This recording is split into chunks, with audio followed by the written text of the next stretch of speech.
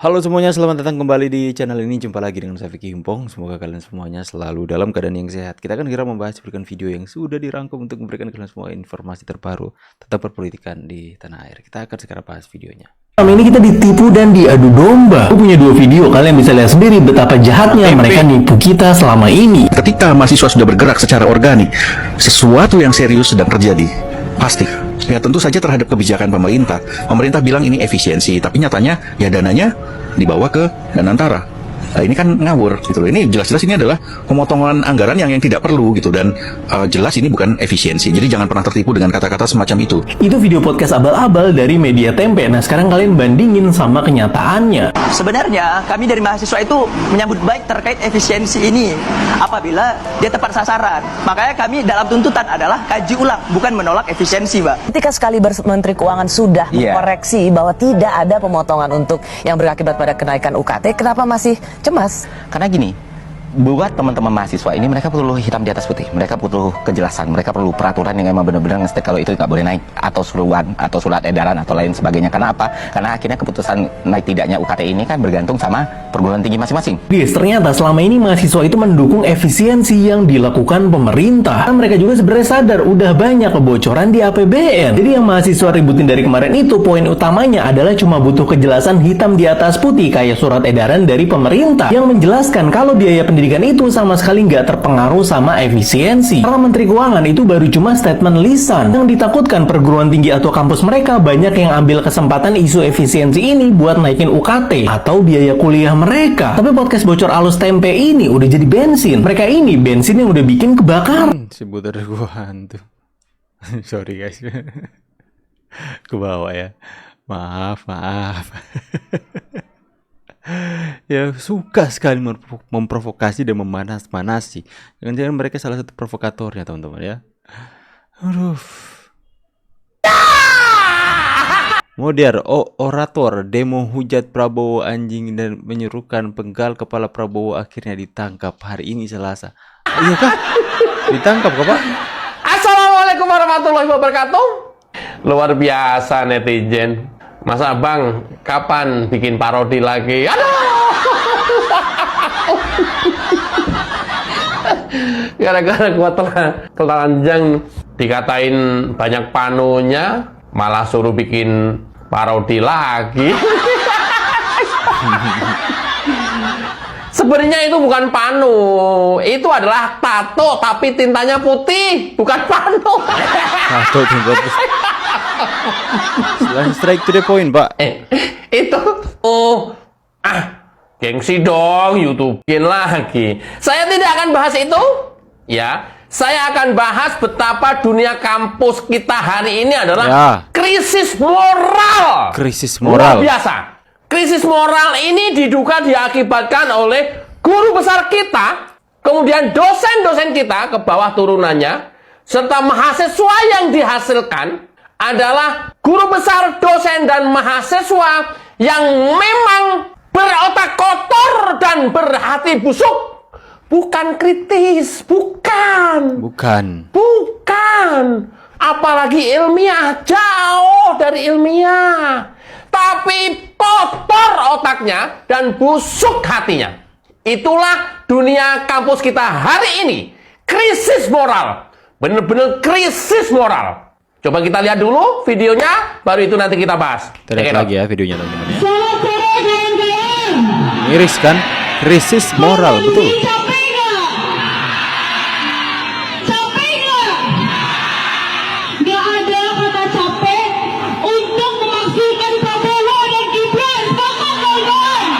Maksudkan Prabowo ya. Jelas-jelas ditunggangi kan, teman-teman.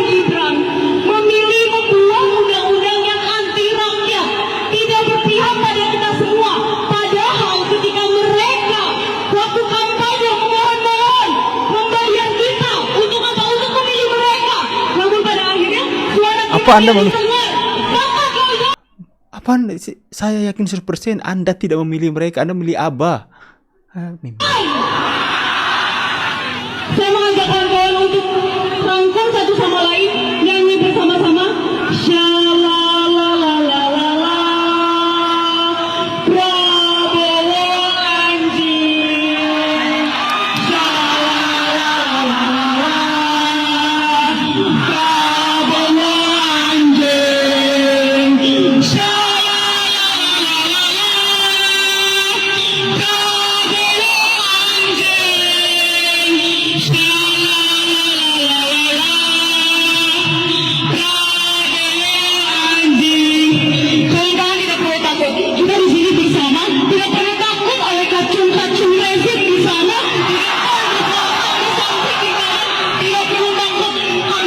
Tunggu Anda. Kita lah pemilik hak suara itu, bukan gatung-gatung rezim yang berdiri di sana memprovokasi kita. Karena apa? Karena mereka dibayar lebih dari kita.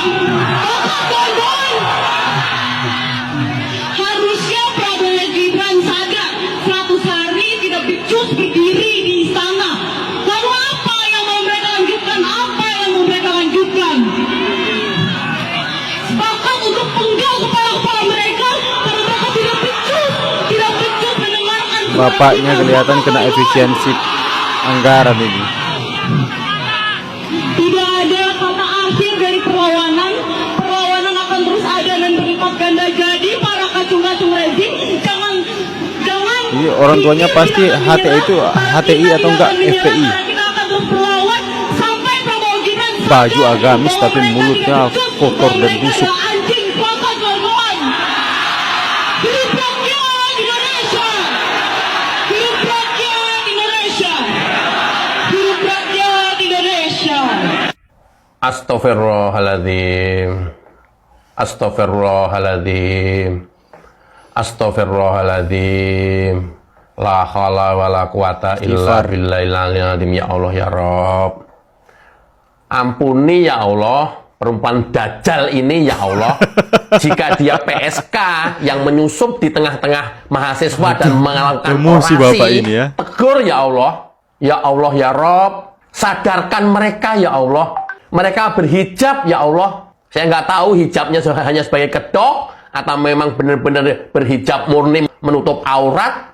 Tapi kalau dilihat dari mulutnya, kok ini aku menduga PSK yang menyusup di tengah-tengah mahasiswa. Kalau sudah seperti ini, kemudian para mahasiswanya mengikuti seluruh dari apa yang mereka ucapkan, mau jadi apa mahasiswa kita? Ucapan-ucapan seperti ini kan layaknya PSK yang mengeluarkan atau yang keluar dari mulutnya. Mulut-mulut PSK kan nggak jauh-jauh dari binatang yang diucapkan. Seperti ini. Ini ada deliknya. Kalau Kapolri diem saja, negara kita bubrah, rusak. Pasal 218 KUHP mengatur tentang siapa yang menyerang kehormatan, harkat, dan martabat Presiden, Wakil Presiden. Dia diancam dengan penjara 3 tahun 6 bulan. Apa Kapolri masih mau menunggu laporan? Kalau Kapolri mau menunggu ini sebagai delik aduan, seorang presiden nggak akan melaporkan rakyatnya. Ini sudah langsung bisa ditindak. Kapolri, Listio Sigit, kalian jangan diem saja, cukup gampang untuk bisa mendeteksi ini orang. Kok aku menduga ini bukan mahasiswi ya? Kok ini aku menduga PSK yang menyusup di tengah-tengah mahasiswa? Bayangkan kalau di sekelompok ribuan mahasiswa berdiri diduga seorang PSK dan dia melakukan orasi. 1. Turunkan Presiden Prabowo. 2. Presiden Prabowo 3. Presiden Prabowo harus dipenggal lehernya. Bayangkan. Dan mahasiswa bersorak-sorai seakan anjuran seorang diduga PSK ini menjadi kebenaran. Bayangkan. Indonesia mau jadi apa? Bayangkan. Luar biasa kan? Mahasiswa kita sudah dikomandoi dan dipimpin diduga oleh seorang PSK. Kebayang nggak? Dunia pendidikan kita mau jadi apa? Kebayang nggak? Kebayang nggak? Kalau mahasiswa kita, pendidikan kita dikomandoi, dipimpin. Oh, ngeri.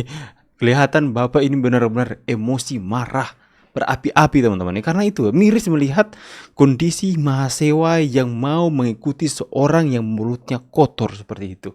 Padahal mereka itu adalah kaum-kaum yang bisa dinilai adalah kaum-kaum yang harus bersifat kritis, yang bisa menggunakan logika dan akal sehat mereka dengan bersamaan. Tapi mereka seperti terhipnotis dengan seorang yang dikatakan oleh Bapak ini diduga PSK. Aduh, benar-benar gak waras ya.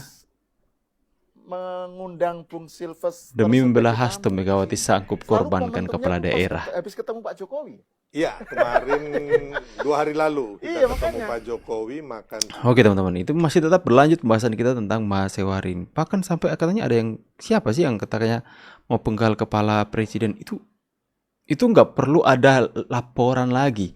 Seharusnya kepolisian harus segera bertindak untuk menangkap agar supaya jangan ada kegaduhan di tengah masyarakat. Jangan sampai masyarakat berpikir bahwa pihak kepolisian membiarkan orang-orang seperti itu berkeliaran bebas di negeri ini seenak mereka untuk menghujat, mengancam Presiden Indonesia dan mereka bebas-bebas saja. Saya tahu juga ada pertimbangan dari kepolisian untuk jangan-jangan kalau tangkap mereka, nanti mereka akan membangun narasi pembungkaman. Pak, come on, bodoh amat. Biarkan mereka bangun narasi itu. Kami masyarakat tahu kok dan akan membela, akan mendukung kalian dan akan percaya kepada kalian. Sobat, come on. Tangkap orang-orang seperti itu, jangan membuat masyarakat resah dengan keadaan yang terlalu lembek ini. Seharusnya mereka diberikan tindakan tegas dan terukur. Itulah ya kenapa hari ini banyak masyarakat yang sudah sangat geram kepada oknum-oknum mahasiswa ini. Ya sebenarnya itu hanya mencoreng nama baik mahasiswa yang lainnya, teman-teman. Oke, silahkan tulis pendapat kalian kolom komentar. Saya pamit dulu, see you on the next video and God bless.